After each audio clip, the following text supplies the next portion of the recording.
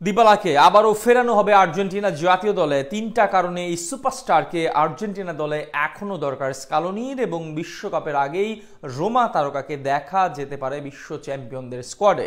সেই বিশেষ তিন কারণ আসলে কি, যার জন্য নিশ্চিতভাবেই ফুটবলের এই রাজপুত্র আগামীতে ফিরতে চলেছে আর্জেন্টিনা দলে? বিস্তারিত রিপোর্ট।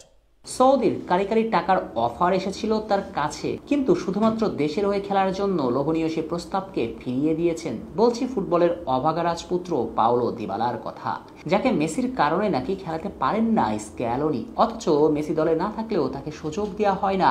আর এবার তো দল থেকে বাদ দেওয়া হয়েছে এই সুপারস্টারকে। তাহলে কি চিরতরে হারিয়ে যাবেন পাওলো, নাকি আবারও রাজকীয় প্রত্যাবর্তন করবেন স্কাই হোয়াইট টি শার্টে? না, দিবালার নিবেদন মাঠের প্রয়োজনীয়তা এখনো ফুরিয়ে যায়নি, বরং বল পায়ে এখনো জাদু দেখাতে জানেন। কিন্তু প্রশ্ন, তারপরও কেন তাকে বাদ দেওয়া হলো? সহজ উত্তর, ইনজুরি। ফুটবলের রাজপুত্র বেশ কিছুদিন ধরে মাঠের বাইরে, সে কারণে তাকে নিয়ে আর ঝুঁকি নেননি স্ক্যালোনি।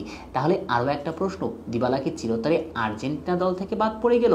না, এমনটাও নয়, বরং দিবালা খুব দ্রুতই আর্জেন্টিনা দলে ফিরতে চলেছেন। বিশেষ করে তিনটি কারণে আবারও তাকে দলে ফেরাবেন স্ক্যালোনি, যার মাঝে প্রথম কারণটি হলো দিবালার অভিজ্ঞতা। বিশ্বকাপের মতো টুর্নামেন্টে নিঃসন্দেহে অভিজ্ঞতা অনেক বেশি ম্যাটার করে। দুটি বিশ্বকাপের অভিজ্ঞতা সম্পন্ন ফুটবলারকে দলে পাওয়া ভাগ্যের মতো ব্যাপার। নিশ্চয়ই স্ক্যালোনি এই সুযোগটা হারাতে চাইবেন না। দ্বিতীয়ত, লিওনেল মেসির রিপ্লেসমেন্ট। আর্জেন্টাইন অধিনায়ক আগামী বিশ্বকাপে খেলছেন সেটা সুনিশ্চিত, কিন্তু বিশ্বকাপের মতো টুর্নামেন্টে একই ধাঁচে পুরো টুর্নামেন্টে খেলতে পারবেন কিনা তা বেশ তর্কযোগ্য। টুর্নামেন্টের মাঝপথে যদি ইনজুরিতে মাঠের বাইরে থাকতে হয়, তখন দলের হাল ধরবেন কে? হ্যাঁ, ফ্রাঙ্কো মাস্তান্তোনো থেকে শুরু করে ভ্যালেন্টিন কার্বোনিদের মতো তরুণদের নাম আলোচনায় আপনি আনতেই পারেন, কিন্তু এই তরুণরা বিশ্বকাপের মতো টুর্নামেন্টে নার্ভ ধরে রাখতে পারবে তো?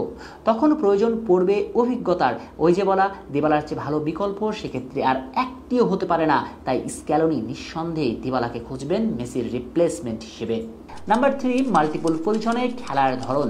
পাওলো দিবালা এমন একজন ফুটবলার যে একই ধাঁচে সেকেন্ড স্ট্রাইকার, নাম্বার 10 এবং উইঙ্গার হিসেবেও খেলতে জানেন। তাই বড় মঞ্চে এই তারকার বিভিন্ন পজিশনে খেলতে পারার কার্যকারিতা বেশ সহায়ক হিসাবেই কাজ করবে।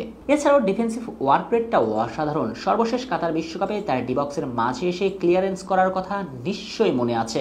ওই মুহূর্তে রক্ষণে ঢুকে এমন ক্লিয়ারেন্স না করলে আর্জেন্টিনার বিশ্বকাপ জয়ের স্বপ্ন সেখানে সমাধি হতো। আর এমন একজন ফুটবলারকে ছাড়া বিশ্বকাপে যাবার কথা চিন্তাও করবেন না স্ক্যালোনি। তাই পাওলো দিবালা বিশ্বকাপ দলে থাকছেন সেটা আপনি ধরে রাখতেই পারেন। তবে এক্ষেত্রে রোমার জার্সিতে আরও একবার প্রমাণ করতে হবে নিজেকে, এবং সেখানে প্রমাণ দিতে পারলে নিঃসন্দেহিতভাবে বিশ্বকাপে চমক জাগানিয়া